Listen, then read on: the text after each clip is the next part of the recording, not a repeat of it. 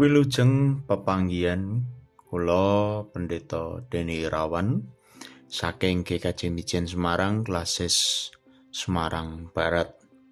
Kepareng maosaken renungan Sabda Winedhar dinten Selasa 12 Mei 2020 kanthi jejer bakti sosial. Waosan ayat kitab suci menika saking Para Rasul 11 ayat 28 dumugi 29 ingkang mekaten. Para siswa banjur padha mutus arep nglumpukake sumbangan miturut sekedari dhewe-dhewe bakal dikirimake marang para sedulur ing tanah Yudea. Bab iku iya kelakon lan banjur dikirimake marang para pinituwa lumantar Barnabas. Bapak Ibu pasamuan kagunganipun Gusti, sampun kulina saben-saben wonten bencana alam kadosta banjir, lindu, gunung jeblug lan sanesipun. Lajeng wonten gerakan nglempakaken sumbangan kangge mbiyantu padha kadang ingkang kataman. Kala jamanipun Rasul Petrus wonten lelampahan mrehatosaken sanget Stefanus kaukum pati karena anggenipun ngabaraken Injil. Prastawa wau ngakibataken tiang-tiang Kristen Yerusalem sami buyar sumebar ing kathah panggenan kalebet ing leladan Antiokhia lan Yudea.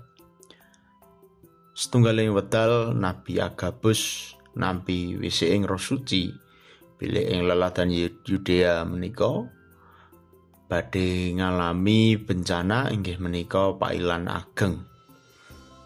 Agabus mratelakaken bab wau dhateng Antiokhia. Ipo endahipun pas derekan para tiyang Kristen ing ngrika sayek nglempakaken sumbangan. Sinarek sampun nglempak lajeng kakintunaken dhateng sedherek ing Yudea. Lumantar para pimpinan pasamuan lan Barnabas tujuanipun boten namung dhateng para sedherek Kristen ingkang mencar ing leladan, nanging katujuaken dhateng masyarakat ing leladan Yudea ngrika.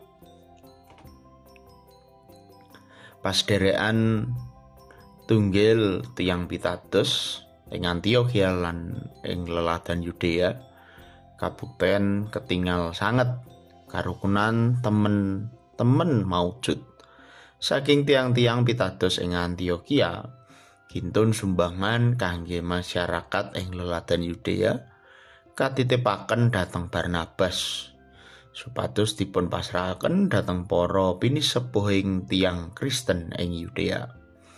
Akhiripun dipun dumdumaken dhateng masyarakat. Kita ranggih mekaten yen urunan sumbangan kangge bakti sosial boten namung kangge tiang-tiang Kristen. Limrahipun yen menika sumbangan saking gereja, kita pasrahaken masyarakat lantaran gereja ingkang celak lokasi bencana.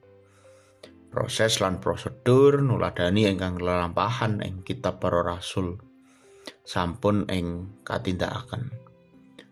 Salajengipun kita tasih kedah nulodo sikeping pribadi-pribadi Kristen jaman semanten anggenipun sayek age-age gumregah cancut taliwondo secara spontan lan sukarila tumut udu urunan kangge bakti sosial katujuaken dhateng sedaya ingkang merlokaken. Katen Sabda Winedhar Selasa Mei 12 Mei 2020. Matur nuwun Gusti berkahi.